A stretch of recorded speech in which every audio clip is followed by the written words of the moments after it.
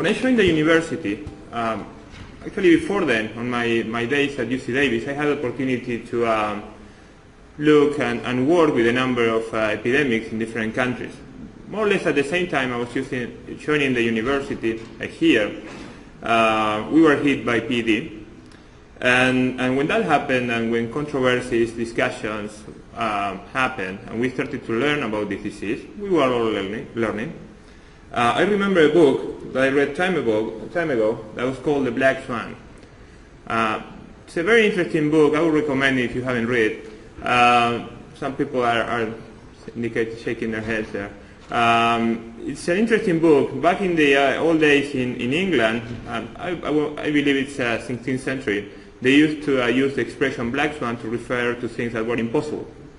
It was an oxymoron. There are no such a thing as a black swan. Then a few centuries after that, they actually found black swans in Australia, and then the meaning of the expression was changed now to refer to things that we thought that were impossible, and then when we found them, we say, of course, why wouldn't they happen? And I felt the same with PED. We thought that it was impossible, it wouldn't happen. We didn't even consider that, and when it happened, we say, of course, why it wouldn't happen? I will be trying to show and give a different look at this problem. Getting back to the book, one of the interesting conclusions of this book is that when we are in these situations and we think about black swans and this problem as a black swan, probabilities of occurrence is so low, it's so unexpected, so unlikely, that it's virtually impossible to identify what are the factors that led to that occurrence. Statistically, almost impossible. That's the reason why we may never find an answer on why on this specific epidemic, or what were the mechanisms for this specific epidemic to happen. Now, one of the conclusions of this book is that what we can do is to learn from that experience. There will be lessons learned, there will be things that now we know that we didn't know before, and we should try to use that information, in this case, to make this industry bigger and stronger, learning from those experiences. So during this conference, we have been looking at different presentations, people looking at the problem from different perspectives. We are as Paul yesterday was saying, we're trying to reconstruct a puzzle here, and we are trying to look at all the pieces and we are learning. So I would like to offer a different view here.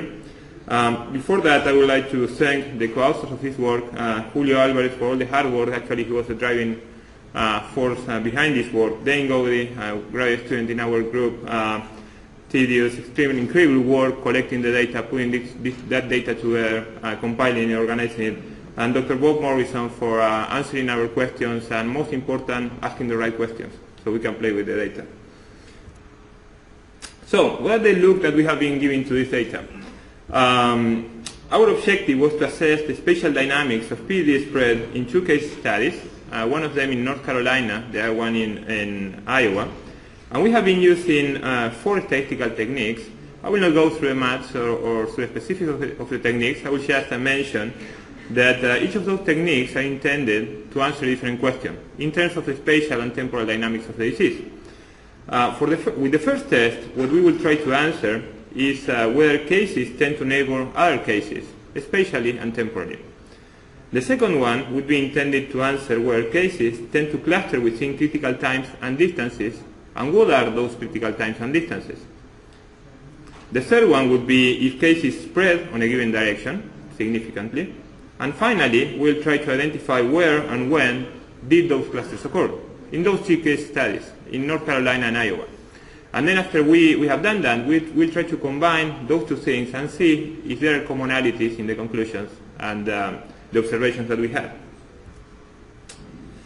So, before we get too lost in the presentation, I would like to remark that hopefully what I will be able to show today would be that there were areas and times at higher risk for disease and that disease spread in specific directions, that cases tend to neighbor each other, and that was an incredible largest amount and intensity of clustering, one of the largest I have seen through my career. Clustering was maximum within 1 week, high within 2 weeks, and still significant within 3 weeks. And clustering increased linearly up to 1 mile, more or less 1 mile, 2 kilometers, and then remained stable still significant, but it was particularly important when cases were located within 1 mile. So let's move forward to the first study in North Carolina. Dane, thank you again, collected data from most farms in 4 counties in North Carolina. That included 70% of the farms in those counties, about 2,000 farms. 59% were finishing, 21% were nursery, 15% were farms with sows, different type of farms, but with sows. In that database, there were 614 positive cases, out of which that would be 30% of the farms that we were assessing. And more or less half of them, 54%, were assumed to be caused by lateral spread of the virus. Report of cases in this database went from July 2013 through January 2014. One of the interesting things that we saw here, as you can see, that there was a silent, we'll call it silent, there was some transmission, limited transmission, over a period of 2 months. That was extremely interesting. The virus was there was some limited transmission, but over 2 months, not much happened. It was quite quiet. And then something happened, somewhere around here, and it was like an explosion, I will show later. Something changed in the rules of the game, and then we had this explosion. 2 months of silent period. When we look at the clustering of the disease, we found that in general, throughout the study period and the database, there was a big cluster here, that's a big circle around this area, that includes most of the cases in the study area. There were some concentration of cases in some specific locations, and then when this explosion occurred, more or less at this time of the year, that was at the same time there was a cluster of cases right in the center of the big cluster. So there was something that happened during that time and in that specific location that resulted in this explosion of cases. And that was associated with an average spread of the disease in this direction, northeastern direction in North Carolina, highly significant.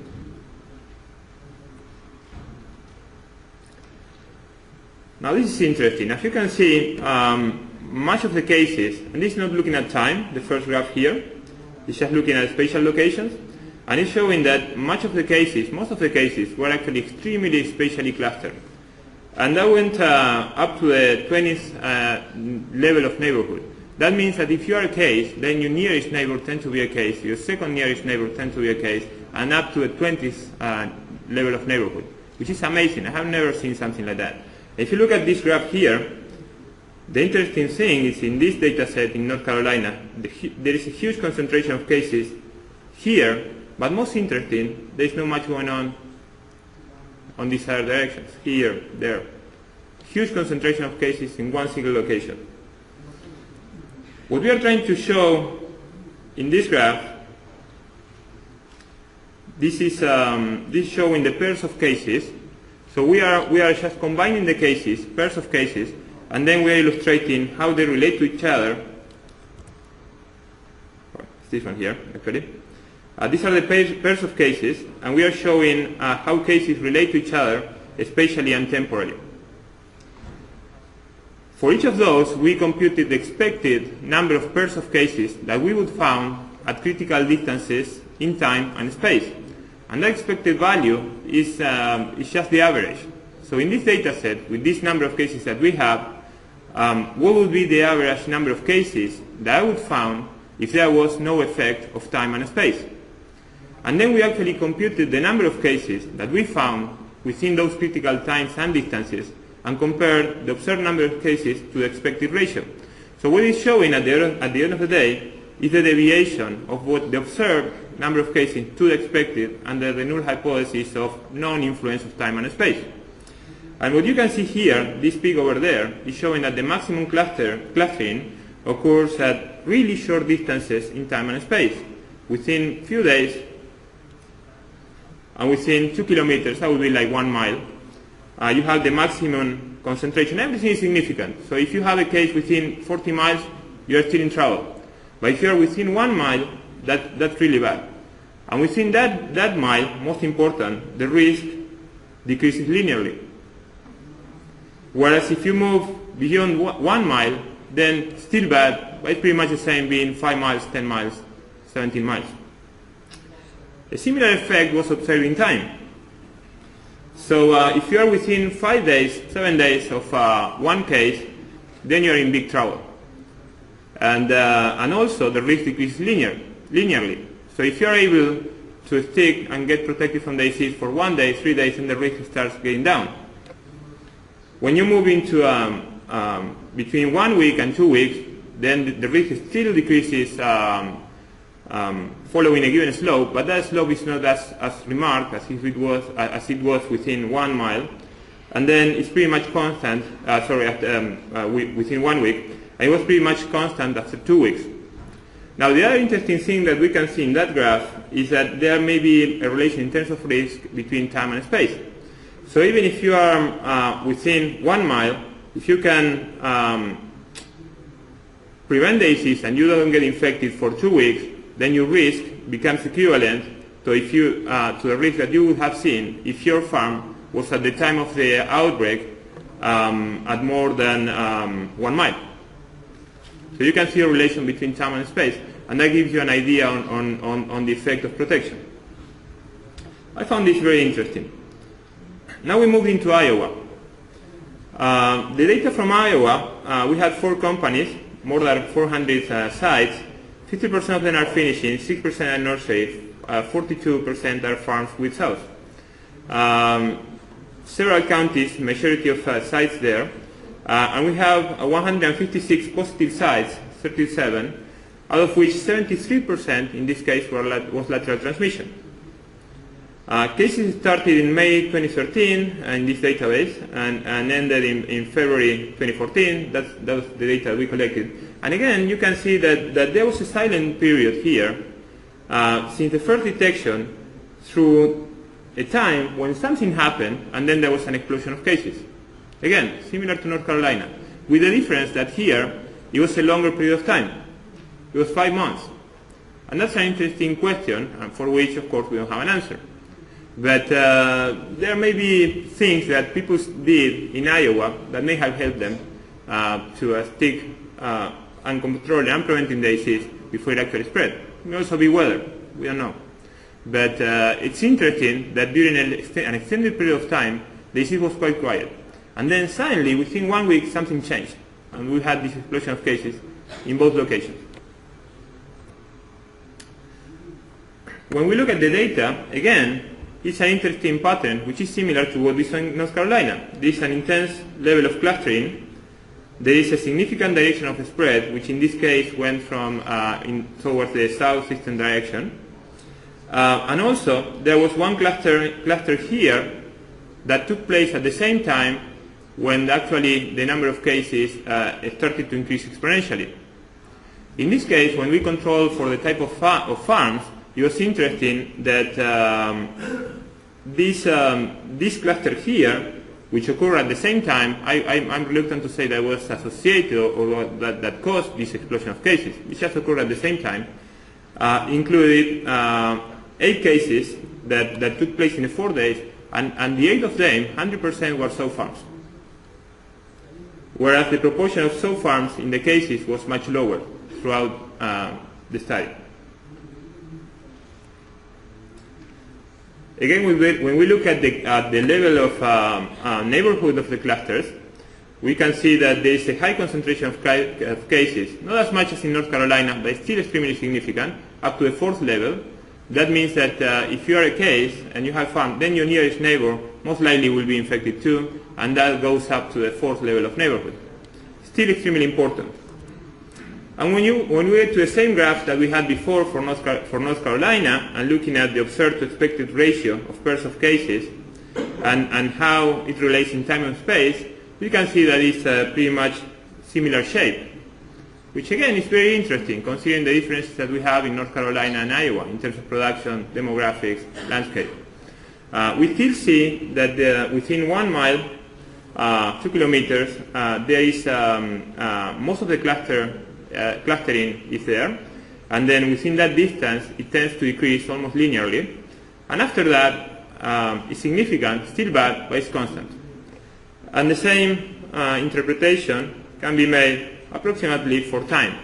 We have different slopes in the decreasing trend of the influence of time within 1 week, 2 weeks, and further than 2 weeks. And again, we can see the relation, similar relation, if you are within a given distance, but you can prevent the occurrence of the disease for a certain period of time, that make your risk equivalent to being at a longer distance, at the same time of occurrence of an epidemic. So it's extremely interesting that we identify these common patterns in those studies.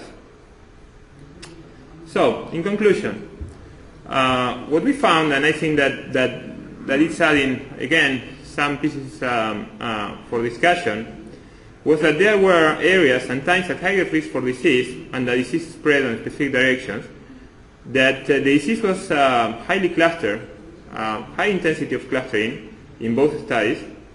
Clustering was maximum within 1 week, high within 2 weeks, and still significant within 3 weeks.